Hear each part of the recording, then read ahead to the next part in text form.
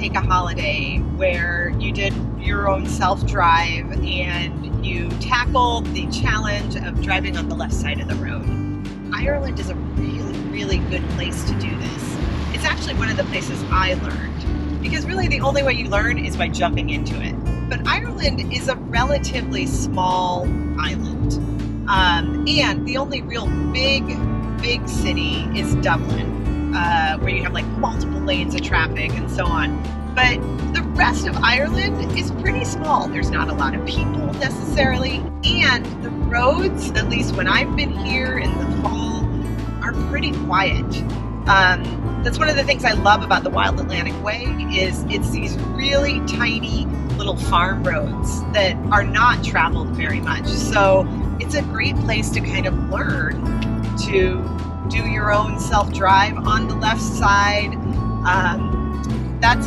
That was the joy of my learning. I loved the back farm roads. Now, a couple things. Even though the roads are very narrow, and lots of times you're going to have to get way over to the side and stop and let someone by or whatever. So if you're going to rent a car, rent a small car.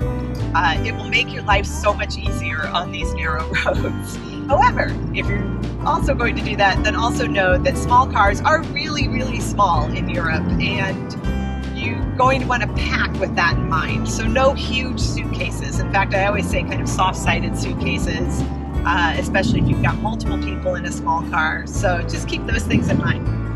The one thing you have to watch out for, of course, on these small little tiny narrow farm roads is sheep and occasionally cattle, but mainly sheep. Lots of times the sheep are out roaming, which also makes it really fun.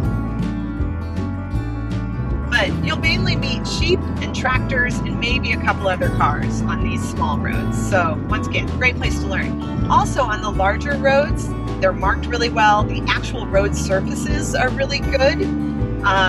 People are quite nice. I mean, granted, the locals drive at a much, much higher speed, and that's great for them. But they don't pressure you, and they'll just go around you when they need to.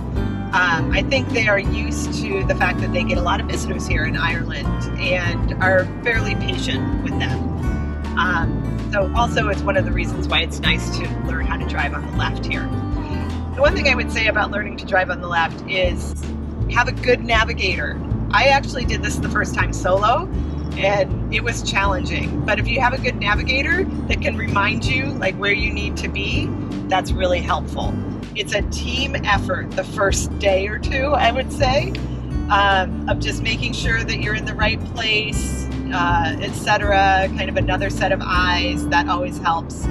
Another thing I would highly recommend is bring a phone holder that you can put in the rental car easily, like one of those that you can put in the vents maybe, because that's pretty key for your directions. But I promise you, after about a day or two, it will become normal. And this is how your brain will start to think, which is a really cool feeling when you get it.